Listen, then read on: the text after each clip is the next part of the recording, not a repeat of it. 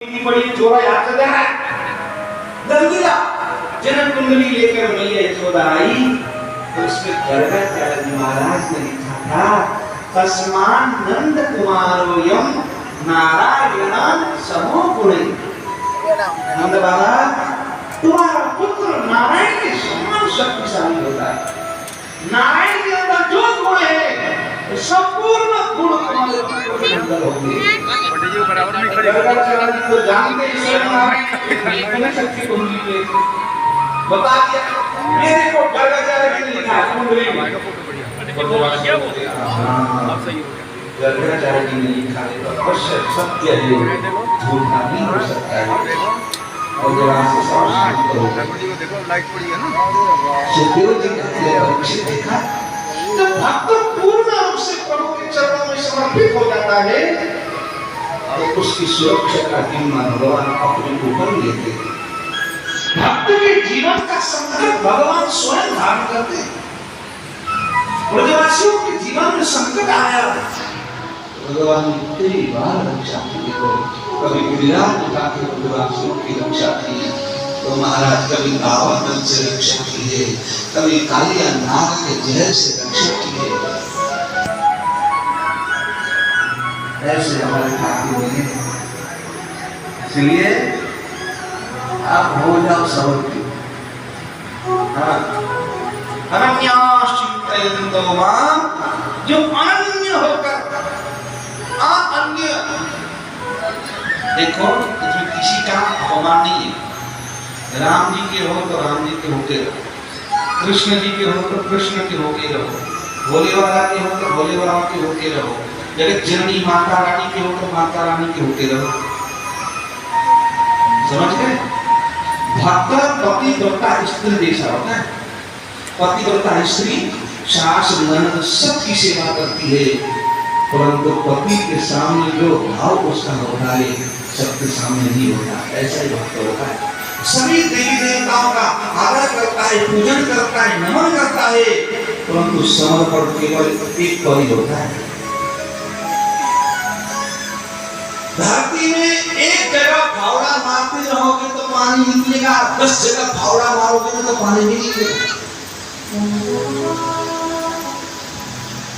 इष्ट एक होता है इसलिए एक के समर्पित हो जाओ। ये नहीं कि महाराज 4 दिन राम जी के पास गए काम नहीं बना अगले दिन महाराज कन्हैया के पास आ गए, काम नहीं बना अगले दिन भोले बाबा के पास चले गए, काम नहीं बना अगले दिन जगत जननी माता रानी के पास पहुंच गए। भगवान कहते हैं ये तो दल बदलूस जैसे नेता दल बदलते ऐसे भक्त भगवान बदल देते हैं। बरेली वाले ऐसा नहीं करते, कहीं और की बात है। हाँ बताओ ऐसा नहीं कर, एक की हो जाओ तो काम बन जाए।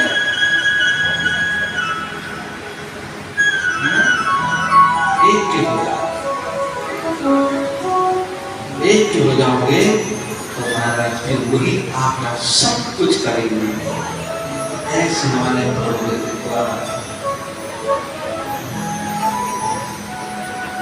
जो पूर्ण रूप से समर्पित होकर प्रभु की आराधना करता है तो भगवान हर किसी की पुकार सुनते हैं। चींटी के पद पायल बाजे सो भी साहिब सुनता है। चींटी चींटी देखा है कितनी छोटी होती है, उसके चरण देखे पैर कितनी छोटी होती है। अगर उसमें पायल बांधनी हो तो पायल कितनी छोटी होती है।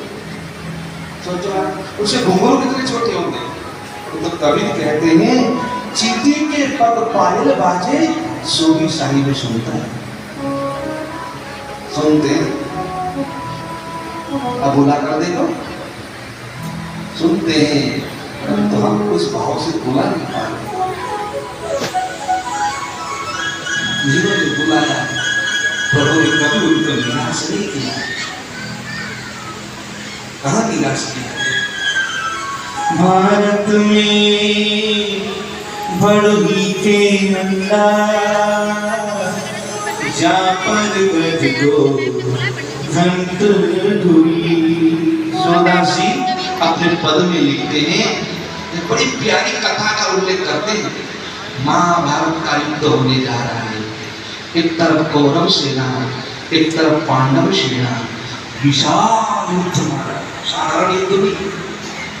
उसी रणभूमि में कुरुक्षेत्र की भूमि पर एक भड़वी नाम की वो चिड़िया होती है, पक्षी चिड़िया, वो जमीन में अंडा देती है। उसने 4 अंडे दिए थे महाराज उसी रणभूमि क्षेत्र में। अब देखा उस चिड़िया ने 2 पक्ष की सेना खड़ी है, वो हाथी घोड़े रथ एक से बढ़कर एक रोने लगी महाराज वो, क्योंकि अंडा उठाकर ले जा नहीं सकती थी।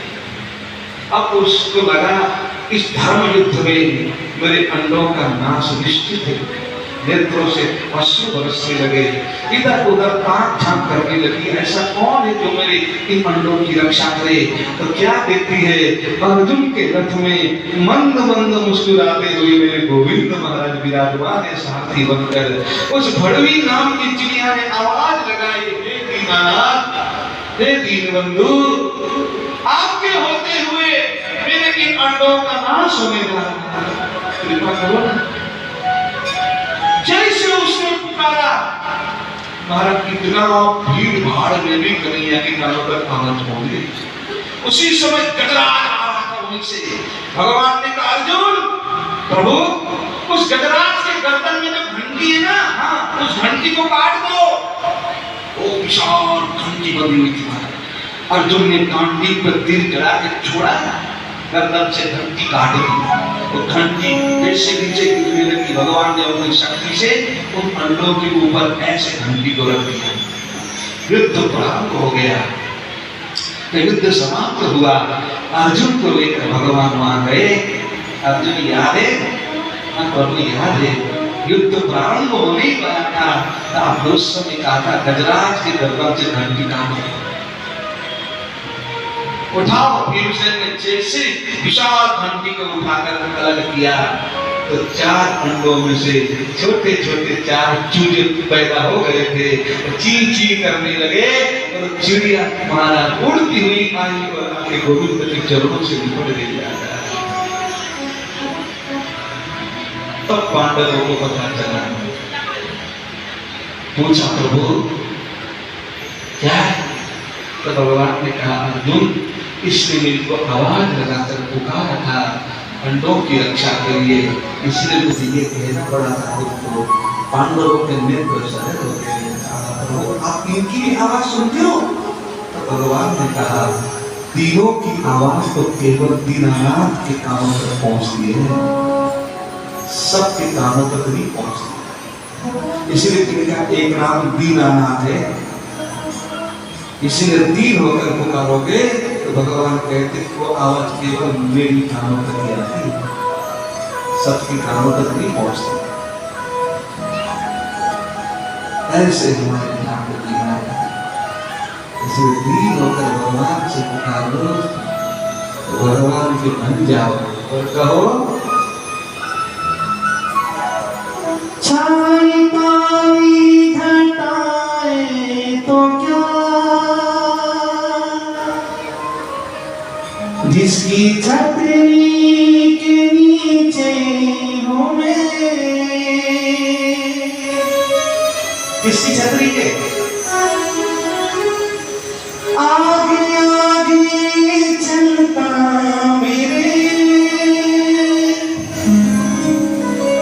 मेरे मालिक के पीछे हुए। तो इसने पकड़ा, बोला इसने पकड़ा हमको डरने की। सच्ची कह रहे हो ना? ये नहीं आया सिखा रहे हो, शिकारी आएगा वो बात तो नहीं है ना, गाना गाएगा, जाल उठाएगा, सुनिए ना उसे, ऐसा मत करना, अंदर से गाना। श्री राधे आइए तो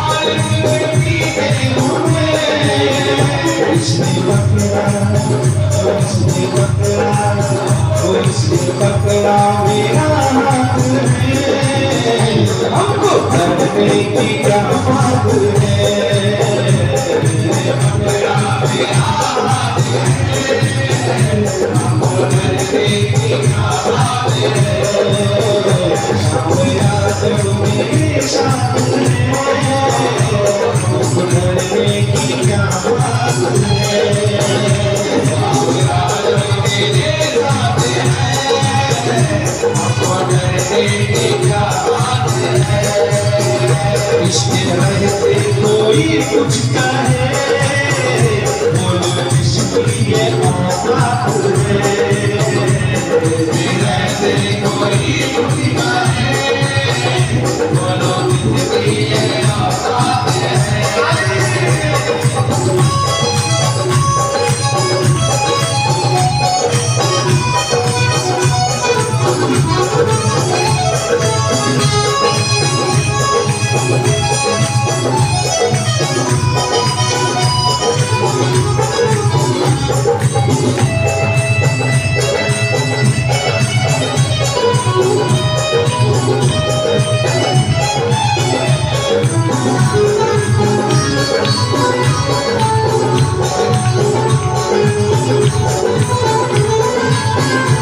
इसकी महिमा का वर्णन करो, मेरी वाणी में वो दम नहीं। महिमा का वर्णन करो, मेरी वाणी में वो दम नहीं। जब से इसका सहारा मिला, फिर सताए कोई गम नहीं।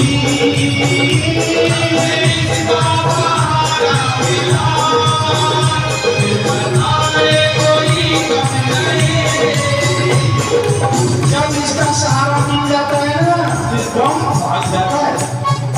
जब तक इससे दूर हो तो गम आपको रुलाता है, दुख आपको रुलाता है। अगर किसके हो जाओगे तो दुख भी सुख में परिवर्तित हो जाता है ना। इसलिए बोलो, जब से इसका सहारा मिला, फिर सताए कोई गम नहीं।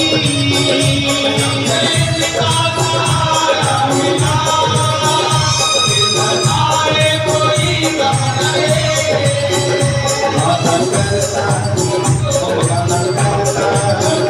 गाना करता करामत है, हमको करने की क्या बात है।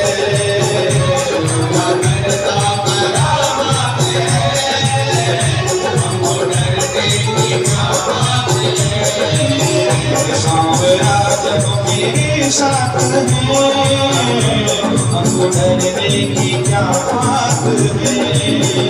सांवरा जब मेरे साथ है, हमको डरने की क्या बात है। सही कह रहे हैं? छाई काली घटाए तो क्या,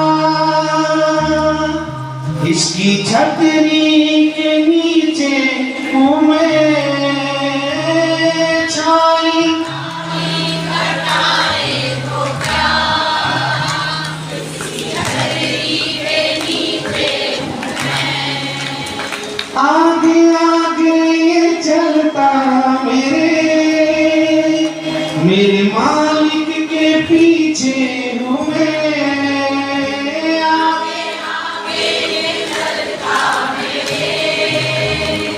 मेरे मालिक के पीछे हूँ मैं। इसने पकड़ा मेरा हाथ, इसने पकड़ा मेरा हाथ है, हमको डरने की क्या बात है। पकड़ा मेरा हाथ है, हमको डरने की क्या बात है। सांवरा जब मेरे साथ है, हमको डरने की क्या बात है। मेरे साथ है, हमको डरने की क्या बात है।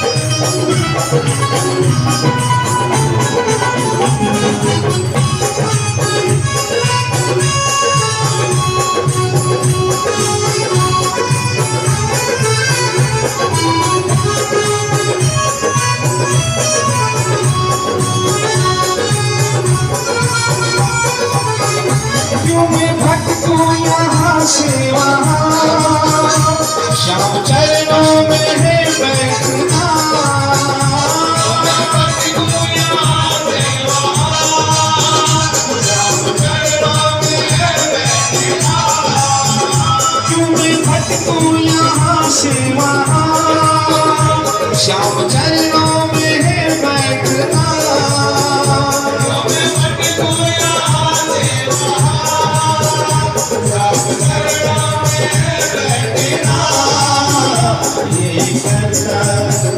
ये करता मुलाकात है, हमको डरने की क्या बात है। ये करता मुलाकात है, हमको डरने की क्या बात है। सांवला जब मेरे साथ है, हमको डरने की क्या बात है। मेरे साथ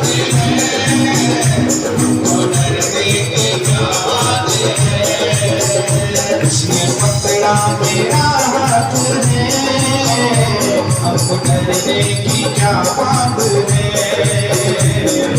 पकड़ा मेरा हाथ है, हमको डरने की क्या बात है।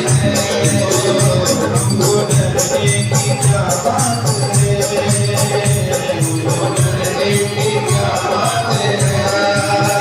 हमको डरने की क्या बात है।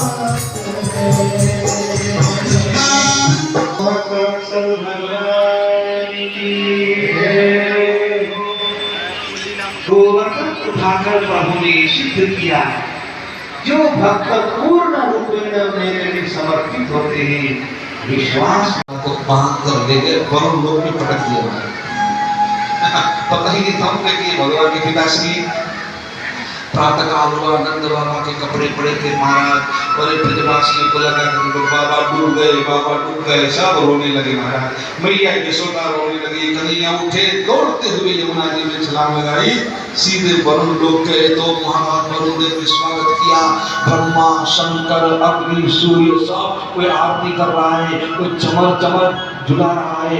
अरे नंद बाबा की आंखें फटी की फटी लगी, बिल्कुल तो बांध कर पटक दिया, लाला की पूजा आ रही है, जय जयकार हो रहा है। अरे नंद बाबा समझ गए मेरे लाला कोई साधारण नहीं है। देखो भगवान शंकर आरती उतार रहे हैं, देखो मैया पार्वती पूजा कर रही है। नंद बाबा को लेकर कन्हैया जैसे ब्रज में आए, ब्रजवासियों ने घेर लिया। बाबा कहाँ गए थे? पापा ने कहा इधर आओ, सबको बुलाया और बाबा ने सारी घटना बता दी। अरे कन्हैया कोई साधारण नहीं है, ये तो साक्षात देवता नारायण है। कैसे? अरे ये घटना घटी वहां। ब्रजवासी समझ गए लाला तू अब छुप नहीं सकता, तू भगवान है, तू भगवान है तो तेरा धाम भी है, और तुम्हें धाम का दर्शन करा। भगवान ने कहा मैं अपना धाम छोड़कर तुम्हारे साथ लीला करने वृंदावन आया हूं, धाम के चक्कर में क्यों पड़े? ना ना ना ना, धाम का दर्शन करा। भगवान को लगा अब पीछे नहीं छोड़ेंगे, कल सवेरे आ जाना यमुना जी के तट पर, अक्रूर घाट है। आपने देखा होगा वृंदावन थोड़ा आगे जाते हैं ना, हमारी जो दीदी माँ है वात्सल्य गांव, हमारे माता श्री के गुरु है, उनके आश्रम जो सीधा रास्ता गया हुआ है अक्रूर घाट के लिए, तो वहां की घर कथा है। और पूरी रात महाराज ब्रजवासियों को नींद नहीं आई, और एक भगवान के धाम के दर्शन होंगे और महाराज सब गदगद सवेरे होते सब दौड़ पड़े, पूरा ब्रज आ गया। ठाकुर जी ने सबको बुलाया, यमुना जी में भगवान प्रवेश कर गए, सबको कहा जा यमुना जी में लगा डुबकी। जैसे भक्तों ने ब्रजवासियों ने डुबकी लगाई तो आंखें खोलकर देखा तो सब बैकुंठ पहुंचे थे। और बैकुंठ में देखा तो बड़ा गजब, इतने प्यारे प्यारे कालीन बिछे हुए थे, और पत्थर लगे हुए थे, हीरे मोती अलौकिक मणियां। सखा कहते हो कन्हैया तेरा ठाड़ तो धाम में गजब को है, तभी हमको नहीं ला रहा था। कोई सखा कहीं लेट गया तो ब्रजवासी कोई कहीं लेट गए, देखो क्या बढ़िया है, देखो क्या गद्दा में गुदगुदा है। ओ महाराज ब्रजवासी आनंद लेने लगे। इतने में मधुमंगल ने कहा भाई घूमते रहोगे भाई कन्हैया को तो देखो, और सब चार चार हाथ वाले घूम रहे थे, लंबे पतले मारो क्या गजब है भाई। देखा विशाल सिंहासन पे भगवान विराजमान थे। भद्र नाम के सखा ने कहा मधुमंगल वो देख हमारा कन्हैया वो बैठो है। दूसरा सखा कहता भैया हमारे कन्हैया के दो हाथ इसके तो चार हैं, ये नहीं हमारा कन्हैया। तो तीसरा सखा कहता है तुम जानते नहीं हो ये उसका धाम है, हो सकता है वो चार हाथ में रहता होगा। एक प्रश्न करता दूसरा उत्तर दे रहा। अरे चलो चलो ये कन्हैया कन्हैया कन्हैया कन्हैया भगवान के के पार्षदों ने एकदम आगे ब्लॉक कर दिया है, खबरदार यहाँ से आगे जाइए, यहीं से दर्शन करो। अब तो ब्रजवासी लगे रोन, कन्हैया ये क्या हो रहा है? अरे इससे अच्छा तो वृंदावन ही बता, वहां तेरे से गले मिलते हैं तो घोड़ा बन जाता है, हम चढ़ जाते हैं तेरे पीठ के ऊपर, तेरे साथ खेलते हैं, ये धाम कैसा है मिलने भी नहीं दे रहे।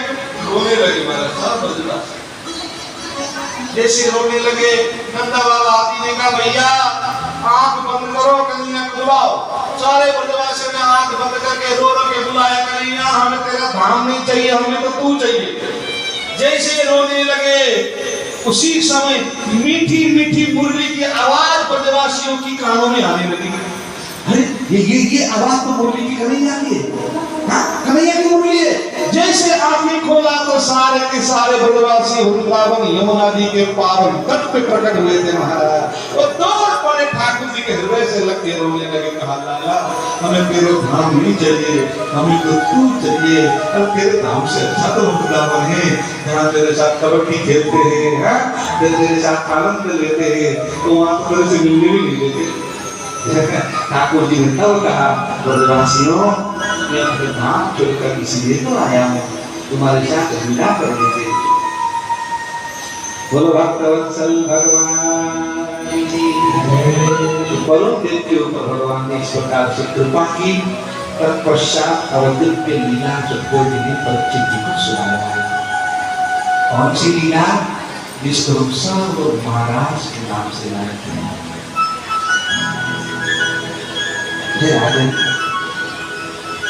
भगवान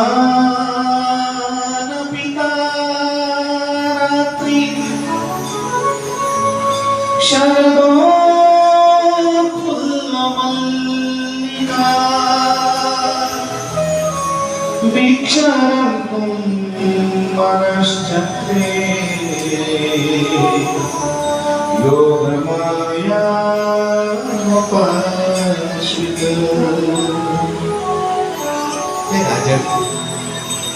आज प्रभु को लगा कि आज गोपियों का मनोरथ पूर्ण करना चाहिए। जो बड़े बड़े ऋषि मुनि ये सुख के लिए ब्रज में गोपी बन के आए हुए हैं, अब उनकी इच्छा पूर्ण करने का समय आ गया है। योग माया से कहा, योग माया मैं गोपियों के साथ रमण करना चाहता हूँ, जो आज्ञा प्रभु। आकाश में चंद्रमा का उदय हुआ है, शरद पूर्णिमा का सुंदर समय है, सुगंधित पुष्प बेला चमेली आदि खिले हुए हैं। सब गैया पहले प्रभु ने भेज दी है। आज भगवान को योग माया ने सजाया है, दिव्य सजाया है। मुरली कन्हैया ने निकाली, अधरों पर मुरली रखकर आज ऐसी मुरली बजाई महाराज यमुना के पावन तट पर, बड़ी दिव्य मुरली। मुरली तो रोज बजती थी, रोज की मुरली में और आज की मुरली में बड़ा अंतर है। क्या अंतर है पता है? तो रोज बजती थी ना तो सबको सुनाई देती थी, आज जो बज रही है सबको नहीं सुनाई दे रही है। आज उसी गोपी को सुनाई दे रही है, उस गोपी को भगवान रास में बुलाना चाहते हैं। गोपियों इसी दिन की तो प्रतीक्षा है। ब्रज में कोई गोपी मूर्छित होकर गिर पड़ती तो कन्हैया कान में आके बोल देते, गोपी तो दुखी न हो, शरद पूर्णिमा की रात्रि को तेरे संग महाराज करूंगा। वो संग घर से उठ के बैठ जाती थी। एक सासू माँ को लगा नंद का छोरा हमारे बहुओं के छोरियों के कान में कौन सा मंत्र पढ़ के जाता है, इनकी मूर्छा दूर हो जाती है। मंत्र तो काम का है, सीखना चाहिए, है ना? हम भी सुना दिया करेंगे किसी का मूर्छा आ गई तो।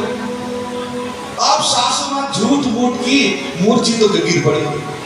अब वृंदावन में तो हल्ला, अरे कन्हैया मंत्र पढ़ता, कन्हैया मंत्र पढ़ता है, मूर्छा दूर हो जाती है। सखी भागी भागी गई, कन्हैया सखी मेरी सास को मूर्छा आ गई, चल मंत्र पढ़ दे। तो कन्हैया मन में सोचा, सासू माँ के कान में थोड़ी ना बोलूंगा कि तेरे संग महाराज करूंगा, ये तो उनके लिए है जिन गोपियों को भगवान महाराज को बुलाना चाहते, सब मेरे थोड़ी ना। भगवान ने कहा मंत्र मंत्र भूल गया, अरे लाला चल ना, चल भैया मेरी सांस है मूर्छित होकर गिर पड़ी है।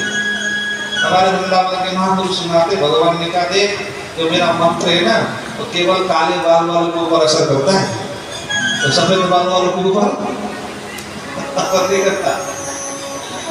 ऐसा कि कहते हैं काहे मजा कर रहा है, लाला चल ना, लेकर आ गए, कभी हाथ पीछे करके कभी इधर घूमे कभी उधर घूमे। लाला कहा बात है सखी, मंत्र काम नहीं करेगा तो तेरी सासू माँ के ऊपर तो भूत चढ़ गया है, सासू माँ के अंदर कुछ कुछ होने लगा। हमारे बहुओं के कान में तो मंत्र पड़ता है, छोरियों के कान में, मेरी बारी में कहता भूत चढ़ गया।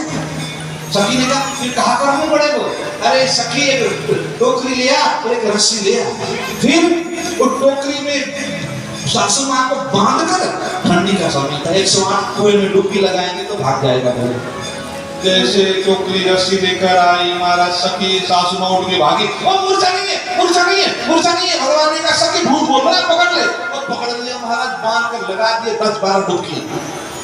सासू माँ कहाँ गई, तब कहती लाला मेरे को मूर्छा नहीं आई थी, मैं तो नाटक कर रही थी। भगवान ने कहा मुझे पता था, अभी तो ये किया, मैं वो मंत्र सुनना चाहती हूँ।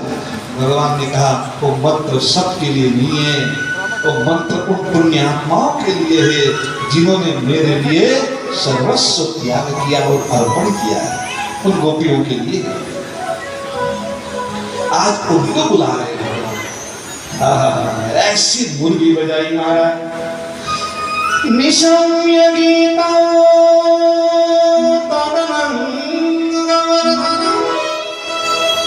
ब्रजस्त्रिया कृष्ण गृहीतमानसा आजगमरण्यो न्यवलक्षितोद्यमा सयत्र कान्तो जबलो कुंडला। आज श्री कृष्ण ने ब्रजस्त्रिय कृष्ण गृहीत माना चित्त खींच लिया मुरली बजा। सुखदेव जी कहते सारा काम कर रहे हो। उस समय की गोपियां अपने को सजा रही थी महाराज, श्रृंगार कर रही थी, कहीं आएगा हमको देखकर उसको बुरा न लगे। कोई आंखों में काजल डाल रही थी, कोई अंगराग का लेपन कर रही थी, कानों का झुमका है ना ये आभूषण धारण कर रही थी। ऐसी मुरली बजी काम बिगड़ गया। व्यतस्त वस्त्र भरना, ओ महाराज होठों की लाली आंखों में, आंखों का काजल होठों में,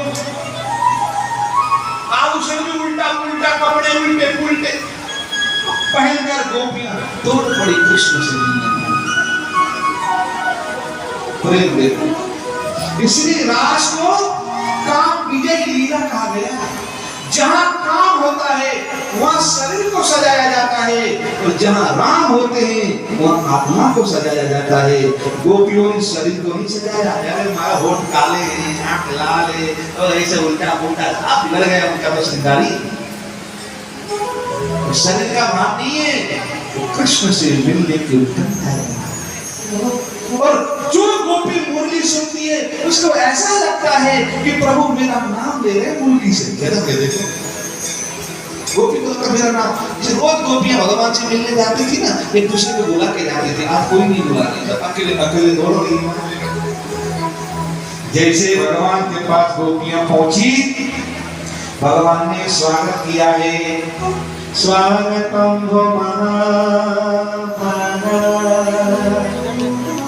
प्रियम किम करवाणि ब्रजस्यानामय कच्ची भूता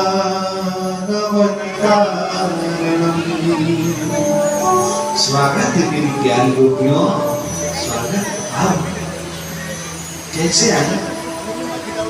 इस रात्रि को वन में आई और कुछ लज्जा उज्जा है कि नहीं?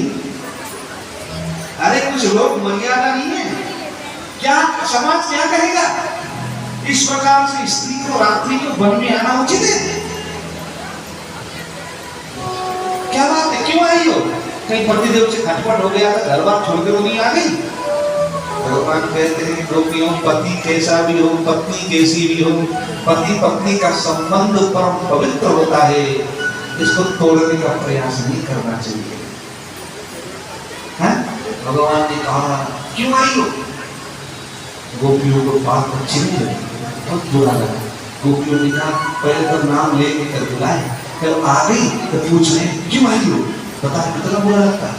आपको कोई निमंत्रण दे, आप उसके घर चले जाओ, गेट पे खड़े होकर कहा क्या काम है, क्यों आए हो? इतना बुरा लगता है।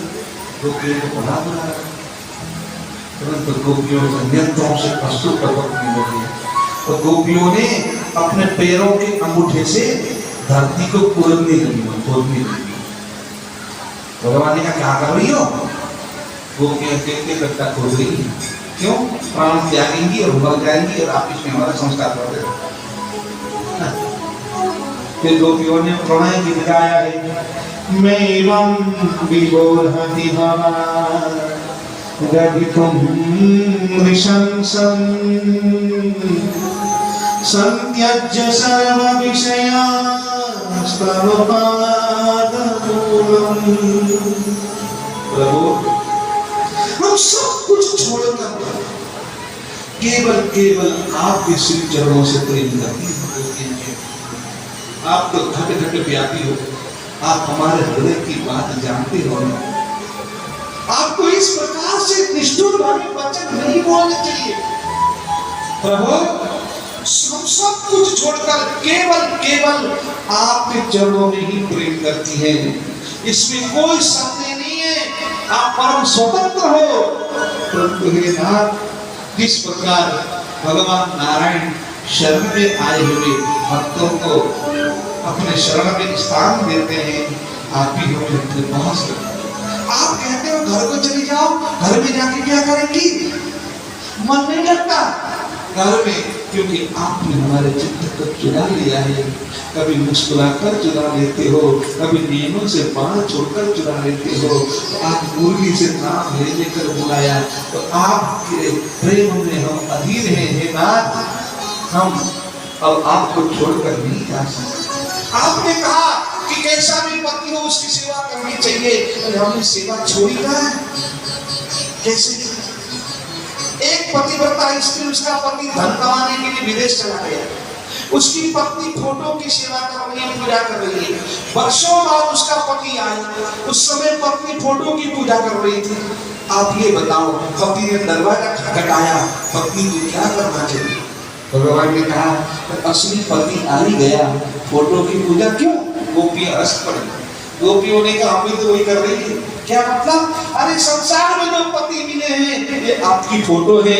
आज स्वयं आप परमपिता पति हमें मिल गए हो, आज हम असली पति की सेवा करने आए हैं। भगवान गोपियों, मैं तुमको टटोल रहा था, देख रहा था, परंतु तुम तो पक्की निकली। अब तुम्हारे साथ रास करूंगा, दिव्य रास प्रारंभ होगा। गोपी नाचते नाचते थक जाती ना, तो भगवान जल लेकर आके जल पिलाते। किसी गोपी का काजल बह जाता पसीने से, आंखों से निकालकर उसकी आंखों में काजल लगाते।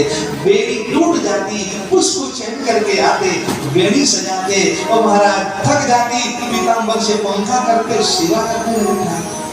इतनी सुंदर लीला हो रही थी, और यहाँ पर भी गड़बड़ हो गया। पता क्या हुआ? गोपियों के अंदर ऐश्वर्य मद आ गया। गोपियां कहते हैं देखो, तीनों लोगों में हमसे श्रेष्ठ दूसरी स्त्री नहीं है, तभी तो परमपिता परमात्मा हमारी सेवा कर रहा है। भगवान ने सोचा ये क्या हो गया? इतनी अच्छी लीला हो रही थी, तो सारा काम बिगड़ गया। इसको दूर करने के लिए भगवान ने एक लीला की। क्या हुआ? अंतर्हिते भगवती सहसैवा प्रजांगना। उसी रास मंडप के बीचों बीच भगवान अंतर्ध्यान हो गए। जैसे भगवान अंतर्ध्यान हुए, तब गोपियों को पता चला हो ये हमसे क्या हो गया। थोड़ा अहंकार मन में आया तो प्रभु हमसे दूर हो गए।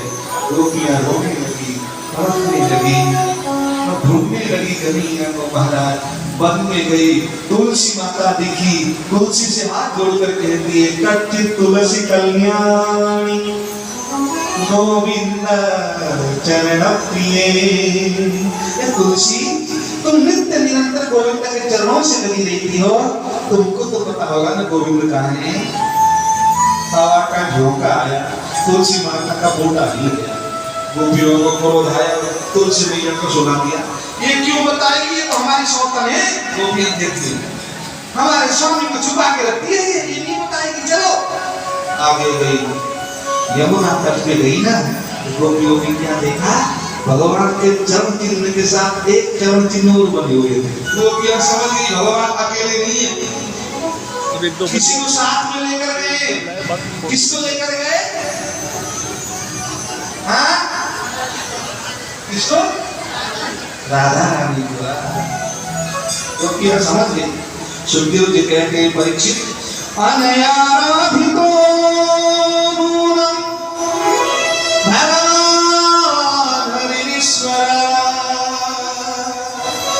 सुखदेव जी क्या कहते हैं? कहते जो भगवान जिसकी आराधना करते हैं उस गोपी को लेकर भगवान अंतर्ध्यान हो गए। तो भगवान की आराधिका है। भगवान की आराधिका कौन है? श्री राधा रानी है। कमाल है ना। भागवत को हर कोई जानता है, राधा कृष्ण का दिव्य ग्रंथ है, परंतु सत्य है, स्पष्ट रूप से भागवत में राधा नाम नहीं है, संकेत में है, कभी को मारे। ऐसे तो श्री राधानी का ही नाम है, इसमें कोई संदेह नहीं। राधा नाम स्पष्ट रूप से क्यों नहीं है पता है? सुखदेव जी देखो यहाँ भी बोल रहे हैं, अरे आराधिको नूनम, आराधिको भगवान की आराधना करते हैं, उसको लेके अंतर्ध्यान है। कई जगह वर्णन आता है, राधा नाम उच्चारण मात्रेण। एक बार सुखदेव जी राधा बोलते थे ना तो 6 महीने समाधि में डूब जाते थे, प्रेमाश्रु बरसने लगते, होश ही नहीं रहता 6 महीने तक के लिए। तो सुखदेव जी को लगा, अगर मैंने एक बार राधा नाम ले लिया मैं तो 6 महीने डूब जाऊंगा। 7 दिन के लिए परीक्षित बैठे, उसका क्या होगा? इसलिए बचते हुए निकले। कई जगह भक्त कहते भैया जो जितनी कीमती वस्तु होती है ना उसको उतना ही छुपा के रखा जाता है। आप मकान बनवाते हो, आस पड़ोस वालों को जब गृह प्रवेश में बुलाते हो सब दिखाते हो, महाराज ये देखो ये बेडरूम है, ये किचन रूम है, ये ड्राइंग रूम है, ये देखो वॉशरूम है, ये ड्रेसिंग रूम, सब दिखाओगे। तो किसी ने दिखाया? ये तिजोरी है, तिजोरी की चाबी यहाँ रखते हैं, कोई दिखाता है क्या? तिजोरी में इतना माल रखा है, पता कोई दिखाता है? पूरा घर दिखा दोगे, ये नहीं दिखाओगे। क्यों? क्योंकि उसमें हमारे जीवन की पूंजी होती है, कमाई होती है, कीमती धन हमारा होता है, इसलिए तिजोरी के अंदर उसको छुपा के रखते हैं। परंतु जो कोई चोर खतरनाक वाला होता है ढूंढ कर निकाल लाता है। ऐसे ही सुखदेव जी ने कीमती धन सुखदेव जी का राधा नाम में उन्होंने सब कुछ दिखा दिया भागवत में, परंतु राधा नाम को तिजोरी के अंदर बंद कर दिया है। परंतु कोई रसिक, कोई दिव्य भक्त उसमें से चुरा कर निकाल पाते। हाँ, सत्य है ये। श्री जी को लगा मैं अकेली चली गई, हमारी गोपियों की क्या दशा होगी। इसलिए श्री जी ने भी नाटक किया, श्याम सुंदर कितना कहाँ चल रहा है? ठाकुर ने कहा सामने निकुंज बनी है वहां चलना है, आओ। श्री जी कहती है मैं अब नहीं चल सकती। ठाकुर जी समझ गए कि राधा रानी अकेली नहीं जाना चाहती है, उनसे अपनी सखियों की पीड़ा नहीं देखी जा रही है, इसलिए कंधे में बैठने के लिए भगवान ने कहा। श्री जी बैठने लगी तो भगवान वहां से भी अंतर्ध्यान हो गए। श्री जी मूर्छित होकर गिर पड़ी हैं। गोपियां ढूंढती ढूंढती राधा जी के पास पहुंची हैं।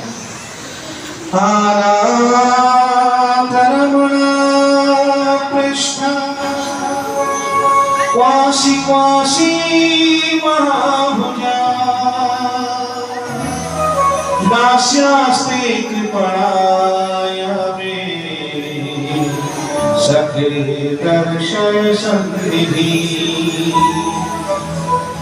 श्री जी को उठाया गोपियों ने, सब गोपियों को लगा देखो जहाँ वस्तु खो जाए ना वही ढूंढना चाहिए, चलो वही चलते जहाँ अंतर्ध्यान में है। यमुना तट पर गोपियां आई, राधा जी आई, सबने मिलकर गीत गाया है जिसको गोपी गीत कहते हैं।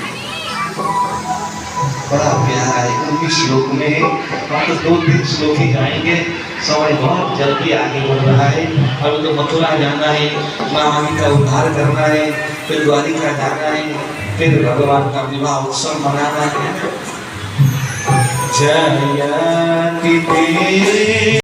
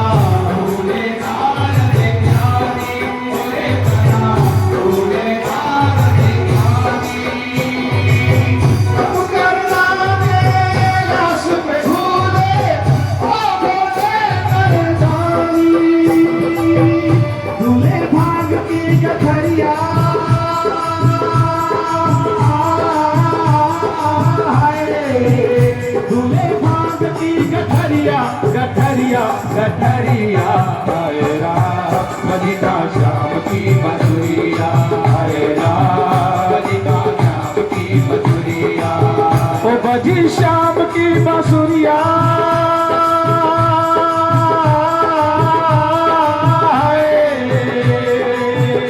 बजी श्याम की बांसुरिया बांसुरिया बांसुरिया हरे राम बजिता श्याम की बांसुरिया हरे राम बजिता श्याम की मधुरिया हाय हाय राम बजिता श्याम की मधुरिया हाय राम बजिता श्याम की मधुरिया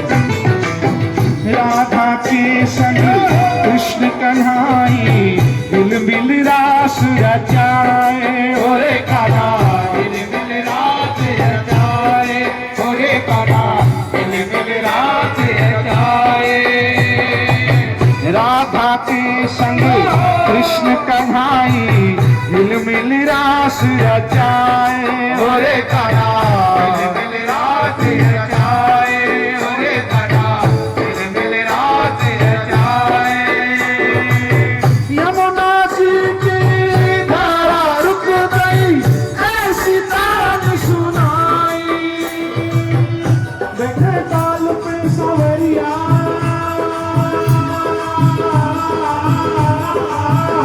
बैठे ताल पे सवरिया सवरिया सवरिया हाय राम की बंसुरिया हाय राम ओ बजी श्याम की बंसुरिया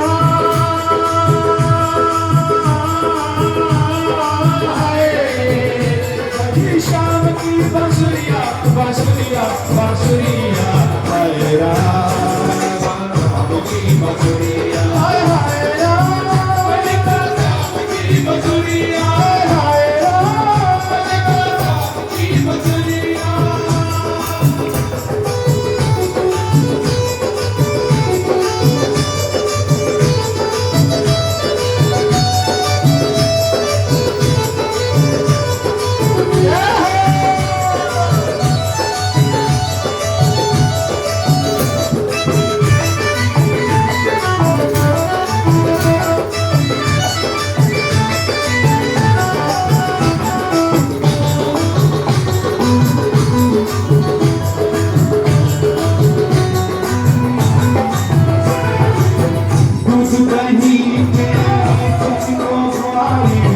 मधुरा जानी पाई ओरे काला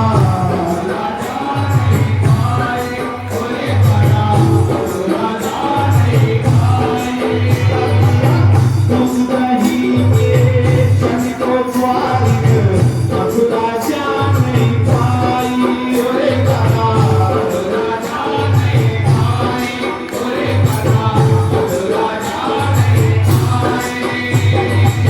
कृष्ण कन्हाई मुरली गाए ऐसी नाम सुनाई गुली राह में गुजरिया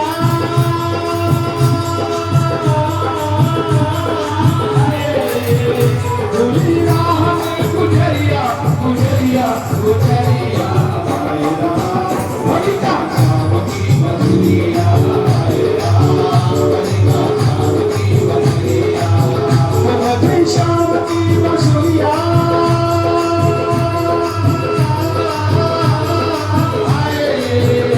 बजे शाम की बंसुरिया बंसुरिया बंसुरिया हाय राम बलिका शाम की बंसुरिया हाय राम बलिका शाम की बंसुरिया हाय राम बलिका शाम की बंसुरिया हाय राम शाम की बंसुरिया हाय राम शाम की बंसुरिया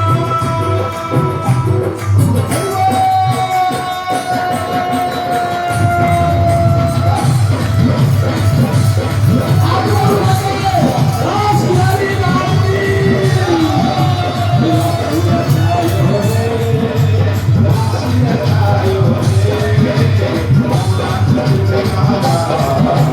रास रचायो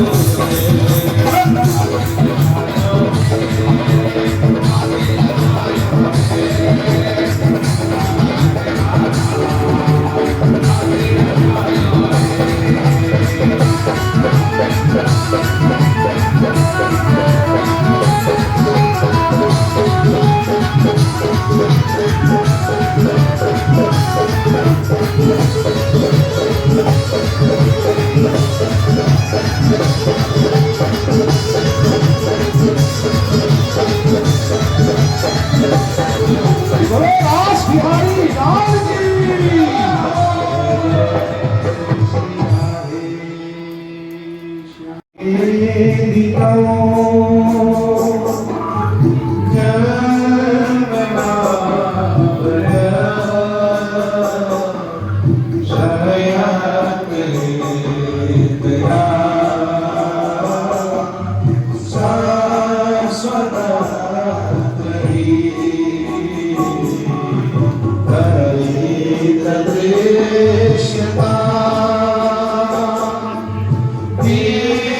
चुनाव का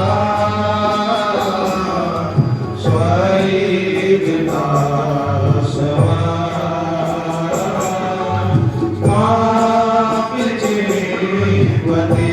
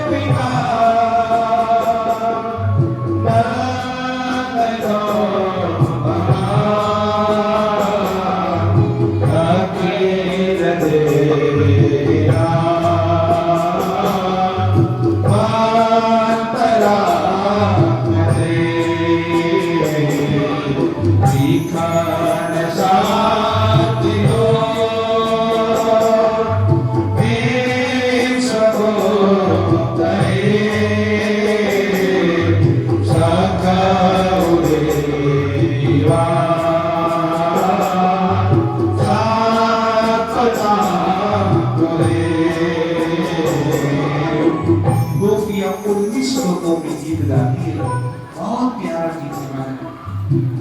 गोपी कहती है, प्रभु जिस दिन से आपने ब्रजमंडल में अवतार लिया है, ब्रज की महिमा कितनी बढ़ गई है। तभी तो वैकुंठाधिपति जो वहाँ की स्वामिनी है लक्ष्मी, वो वैकुंठ को छोड़कर ब्रजमंडल की सेवा में लगी है ना। हम आपके बिना मोर की दासी असुर का दासीदा, केवल तलवार कटारी छुरी से मारना नहीं होता। आपने तो अपने नेत्रों के बाणों से हमें घायल कर दिया है, और इस प्रकार से छोड़कर जाना ही था तो आपने हमारी रक्षा क्यों की? अरे देवराज इंद्र तो मार डालते, मरने देते। हम जानते हैं कि आप केवल नंदनंदन यशोदानंदन नहीं, तो आप अखिल ब्रह्मांड नायक हो। गोपियां कहती है, गोपियों को पता है आप विष्णुवंश में अवतार लिए हो, ब्रह्मा जी की प्रार्थना स्वीकार करके पृथ्वी के भार को उतारने आए हो। गोपियों को पहले बताया कि ये नंदनंदन नहीं, नखलु गोपिका नंदनो भवा अखिल देहिनाम अंतरात्मदि, संपूर्ण देहधारियों के अंतर में आत्म रूप से आप ही स्थित हो। गोपियां के इतने गोपियों को साधारण नहीं है, वो आगे चर्चा करेंगे। महाराज 19 श्लोकों में दिव्य गीत गाया है। फिर क्या हुआ पता है? रुरुदु सुस्वरम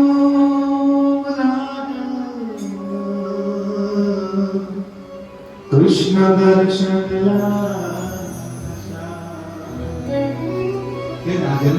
परीक्षित सारी गोपियां सुंदर स्वर में रोने लगी। सुस्वरम, सुखदेव जी कहते हैं व्यक्ति रोता है तो सुंदर दिखता है, सुंदर स्वर निकलता है, हो जाता हमारा नाक टेढ़ी मुंह टेढ़ा। परंतु सुखदेव जी कहते नहीं, संसार के लिए रोता है ना, उसका नाम होता है, और जो भगवान के लिए रोता है महाराज, उस रोने वाले का दर्शन करके भी दर्शन करने वाले को परम शांति मिलती है। जो प्रभु के लिए रो रहा है उसका दर्शन करें। जो संसार के लिए रोता है उसको देखकर हमारे मन में भी बड़ी पीड़ा होती है, फर्क होता है। गोपियां रोने लगी, अब प्रभु से नहीं कहा गया। उन गोपियों के बीच में पीतांबर फहराते हुए, मोर मुकुट लहराते हुए, रास बिहारी सरकार मुरली बजाते हुए प्रकट हो गए। बोलो रास बिहारी लाल की।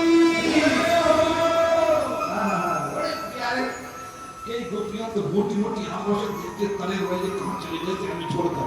बोल तो सकती नहीं, तो बोलेंगे तो दोबारा ना चले जाए। ये गोपियों ने क्या किया, आंखों के रास्ते से हृदय में ले गई, आंखें बंद करके कहती हमने तो उसको पकड़ लिया हृदय में, तो छलिया कोई पता नहीं बाहर में भागते, हमने तो अंदर रख लिया। कई गोपियां सेवा करने लगी, कोई जल पिलाने लगी, कोई पंखा करने लगी। और महाराज पूरा पहले गोपियों की प्रभु सेवा कर रहे थे, अब गोपियां भगवान की सेवा करने लगी। भगवान ने कहा गोपियों न पारे हम निरवध्य संयुजा। देवताओं के समान लंबी आयु लेकर आऊं और तुम्हारी सेवा करूं, कभी तुम्हारे ऋण से पूरी नहीं हो पाऊं। अब मैं तुम्हारे संग महाराज करूंगा, और महाराज की तैयारी हुई है। माता पार्वती कैलाश से बंठन के निकल पड़ी, बड़ी प्यारी सच धज के। बोले बाप पार्वती कहाँ जा रही है, सुंदर सज के। पार्वती स्वामी कहाँ जा रही हो? वृंदावन काय को? महाराज का दर्शन करने। बोले बाबा मुझे भी संग में ले चलो ना। माता पार्वती कहते ना, वहाँ पुरुष केवल कृष्ण है, बाकी सब स्त्रियां हैं। माता पार्वती चली। भोलेनाथ बिना राज के दर्शन के नहीं रह पाते, तो माता रानी के कमरे में घुस गए। और माता जी का जब सामान रखा था, बढ़िया साड़ी निकाल दिया महाराज, कान के, नाक के, गले के आभूषण निकाल दिए, और बढ़िया महाराज साड़ी पहनने लगे। तो सांप बीचे काकर इनको निकालने लगे। सर्पों ने कहा भोलेनाथ ये क्या कर रहे हो? भैया तुम्हें देख के तो कोई समझ जाएगा ना कि मैं कैलाश से आया हूँ। सर्प कहते ये तो ठीक नहीं। जब चेहरे भी आकर संग में लेके लिया, जब भस्मासुर जलाने के लिए पीछे भागा तो साथ में लेके भाग रहे थे, और आज जब रास में जा रहे हो तो हमें छोड़ के जा रहे हो, फिर क्या करूं? ऐसे साड़ी बांधो, हम साड़ी के अंदर बैठ के दर्शन करेंगे रास का। भोलेनाथ तो महाराज बढ़िया साड़ी बांधी, तो कान में पहन लिए, नाक में पहन लिया, गले में पहन लिया, सब चूड़ियां डाल ली, पायल बांध लिया, और कमर में करदनी बांध ली, और घूंघट यहाँ तक किया। जैसे निकले नंदी को पहचान गए। भोलेनाथ को देखकर कहा भोलेनाथ रूप को स्त्री का बना लिया, चाल कहाँ से लाओगे? तो चाल योगियों का बना, चलते रहते योगी वहां पर टैप पहले आ रखे, आपको टप टप टप सारी हर करे। अब नंदी पूछे क्यों चाल कहाँ से लाओगे? भोलेनाथ ने ऐसे चल दिया। जैसे पहुंचे वृंदावन, अब भोले बाबा पहुंच तो गए। अब भोलेनाथ को लगा अगर कन्हैया की नजर पड़ जाएगी तो पहचान जाएगी कि नजर में, इसलिए इधर उधर छुपते नहीं। अगर ठाकुर जी उधर मुरली बजाते थे, इधर आ जाते थे।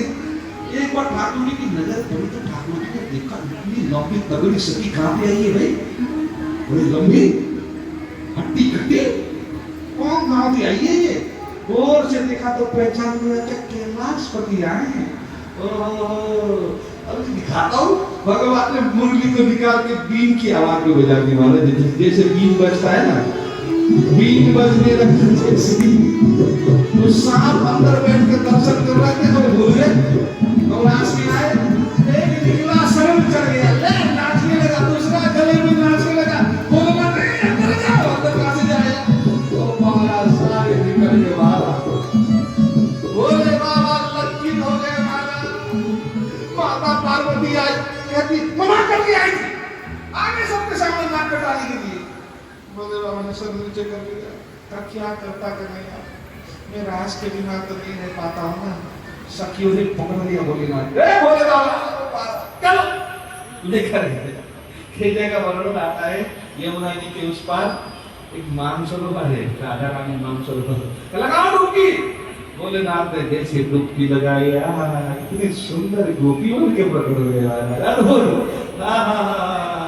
माता पार्वती कहते भगवान मेरे स्वामी गोपी बन गए, इतने सुंदर। उसके बाद तो ऐसा सुंदर जो महाराज प्रारंभ हुआ, वृंदावन कितना अच्छा लगा भोलेनाथ को। कन्हैया से कहते कन्हैया मैं वृंदावन ही रहना चाहता हूँ। तो ठाकुर जी ने कहा इसी गोपेश्वर रूप में आप वृंदावन में वास करें। और आज भी है ना गोपेश्वर भगवान वृंदावन में। ये भगवान ने उनको ये सेवा दे रखी है, वहां के कोतवाल हैं।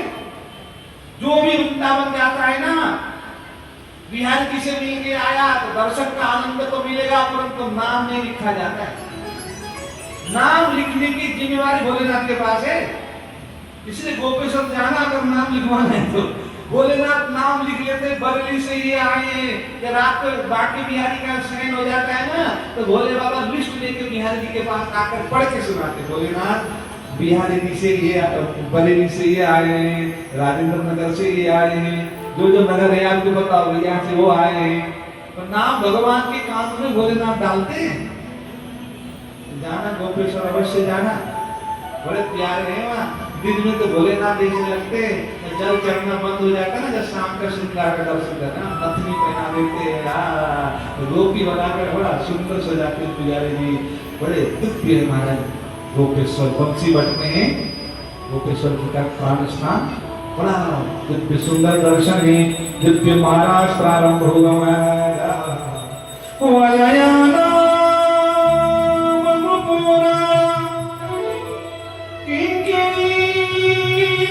चलो सीता, गोपियों की कंगन की आवाज, गर्दनी की आवाज, पायल की आवाज ऐसे गूंज रही है महाराज। जितनी गोपियां उतने रूप प्रभु ने प्रकट किया है, और ऐसा दिव्य महाराज प्रारंभ होता है कि जय जयकार हो रहा है। जो उस रास के अधिकारी थे उनको ही रास के दर्शन हुए, रास के दर्शन सबको नहीं होते महाराज। ये तो बहुत दुर्लभ है महाराज का दिव्य दर्शन। दिव्य महाराज प्रारंभ हुआ। चलो 2 मिनट हम भी चलते हैं महाराज में ना। हरि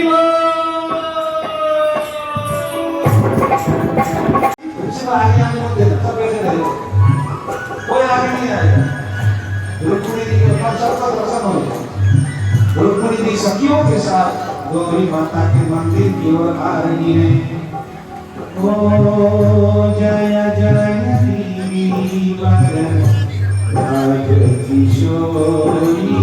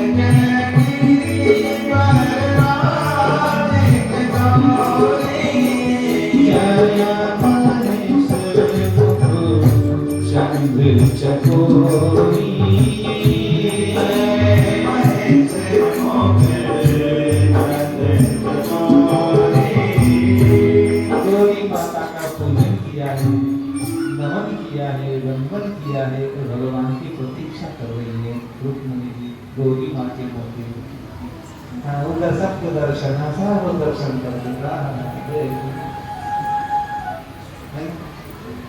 मंदिर में रुक्मिणी जी क्या कहती हैं?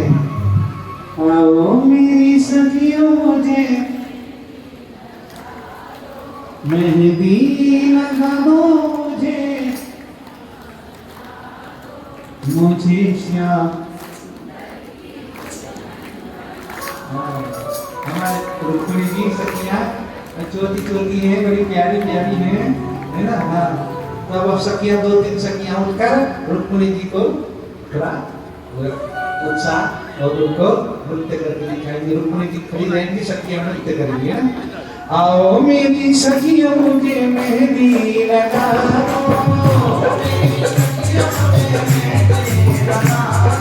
मेहंदी लगा दो मुझे ऐसा सजा दो,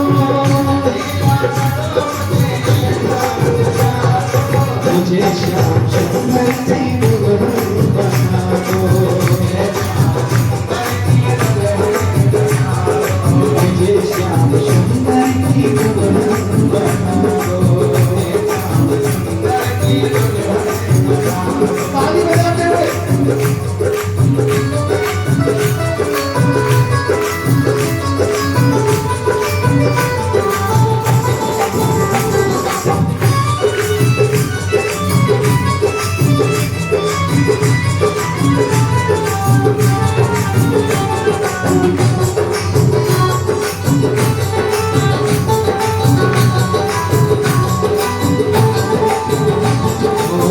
सत्संग में मेरी बात चलाई, सतगुरु ने मेरी पीढ़ी सगाई, उन्हीं को बोला के मेरे तेरे को करा दो, मुझे श्याम सुंदर की दुल्हन बना दो, आओ मेरी सखियों मुझे मेहंदी लगा दो, मेहंदी लगा दो मुझे ऐसा सजा दो, मुझे श्याम सुंदर की दुल्हन बना दो, श्याम सुंदर की दुल्हन बना दो, आओ मेरी सखियों मुझे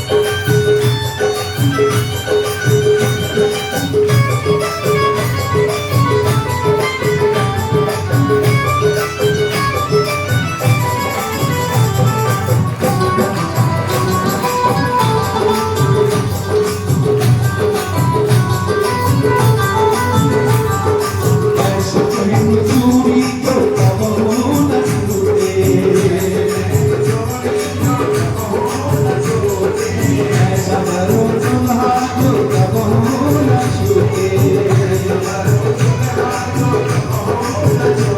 ऐसा सजा दो, मुझे श्याम सुंदर की दुल्हन बना दो।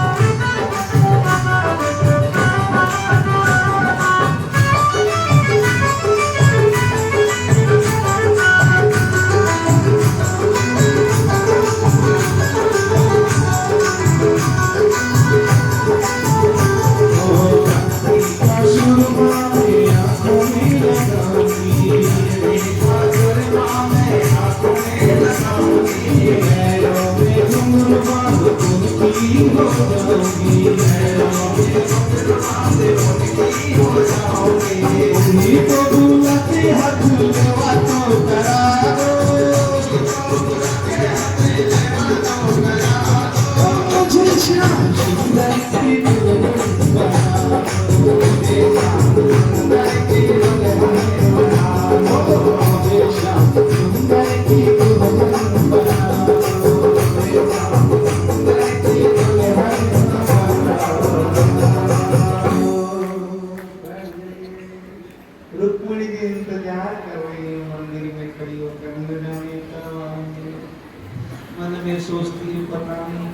होंगे, कैसे दिखते होंगे, फिर मन में सोचती है जैसे भी दिखते होंगे लाखों में एक होंगे।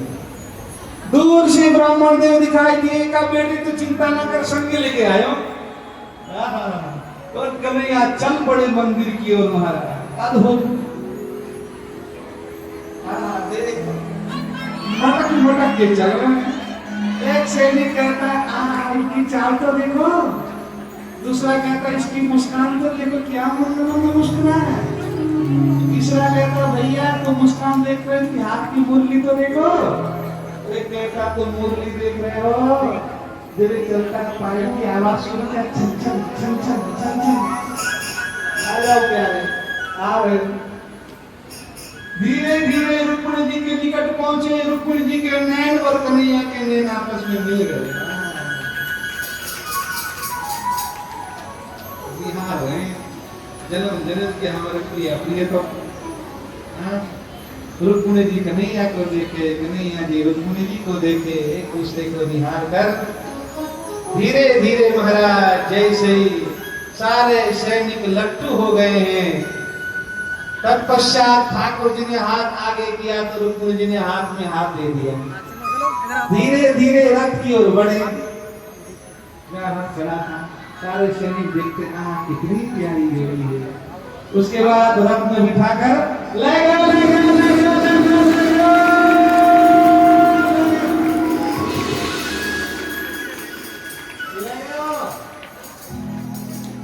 ले गए। बेचारे दोनों सखी खड़ी की खड़ी रह गए। देख लो सखी तो कौन से गांव से आई तू? बेचारी खड़ी होकर देख रहे हम कहाँ करें। अरे तुम मुझको लेने नहीं आए थे, वो रुक्मिणी के लिए आए थे। तत्पश्चात रुक्मिणी जी ने प्रतिज्ञा कर डाली। रुक्मिणी ने भगवान रुक्मिणी को परास्त किया है। आइए अब द्वारिका में ठाकुर जी का सुंदर विवाह उत्सव होगा। पहले बरमाला का कार्यक्रम होगा, तो प्रिया प्रियतम श्यामा श्याम उनको ले आओ। अब वो बरमाला का कार्यक्रम होगा, उसके बाद फिर हम लोग सब दिव्य उत्सव में भाग लेंगे। तो ठाकुर जी को ले आओ।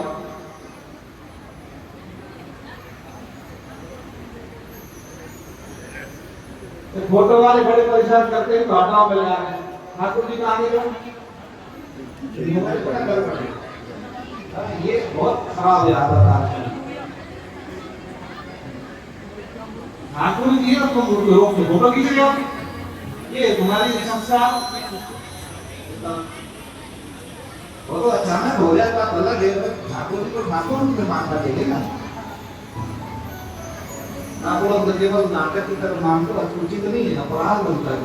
तो स्वरूप बना है तो बिल्कुल साक्षात मानना चाहिए। अपने सुविधा के अनुसार रोक लोगे, फोटो खींचोगे, ऐसा करेगा ऐसा करे, दुआ दुआ नहीं क्या तुम्हारे।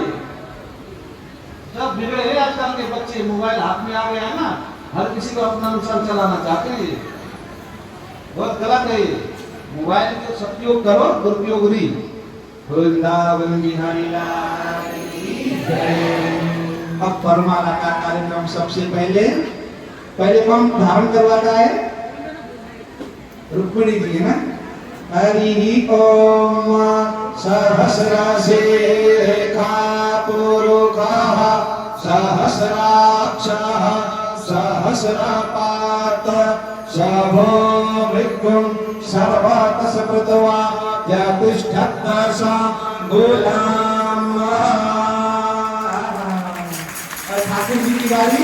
श्री शते लक्ष्मी शपथ्या बहुरात्रे पार्श्वे नक्षत्राणि रूपमस्वेनोद्व्याप्तं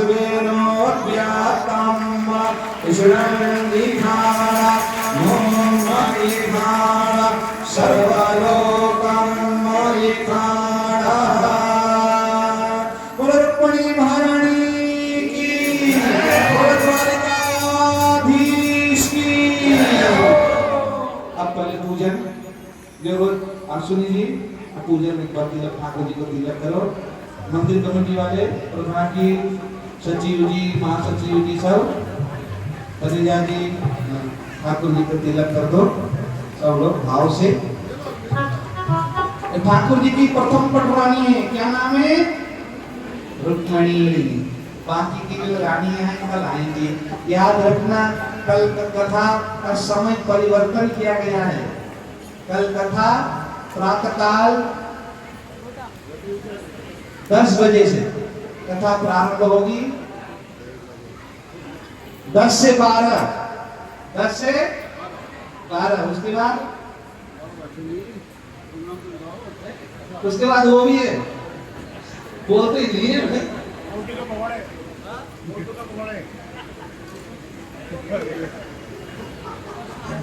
डॉक्टर साहब बहुत कुछ बोल रहा हूँ ना, पकौड़े सकौड़े बहुत बोल रहे हैं, कह रहे हैं। तो कल आपको 10 से 12 कथा श्रवण करनी है। उसके बाद प्रसाद लेकर जाना, ठाकुर जी का प्रसाद है, सबको लेकर ही प्रसाद ही पाकर जाना है। तो कल उसी हिसाब से आइएगा। समय कल छुट्टी का दिन तो नहीं है, कल तो मंडे तो कौन आएगा? मुझे लगा संडे।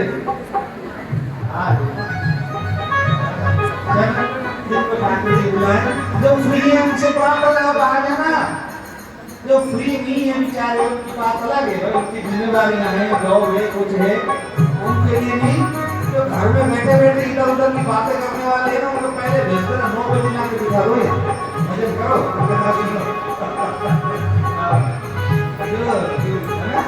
बोलो भक्तवत्सल भगवान की। सब लोग पूजा करते हैं फटाफट, फिर विवाह उत्सव का आनंद लेंगे थोड़ी देर, है ना। ओ काली कमली वाला मेरे मन का,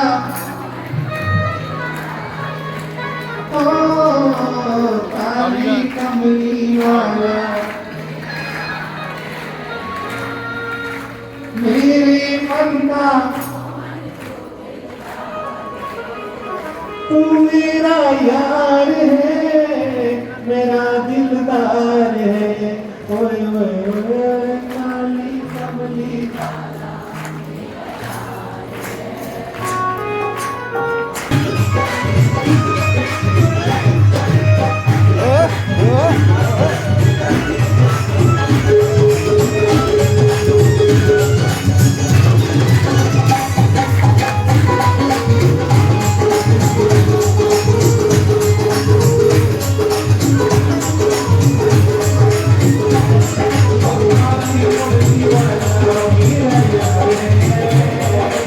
काली कमली वाला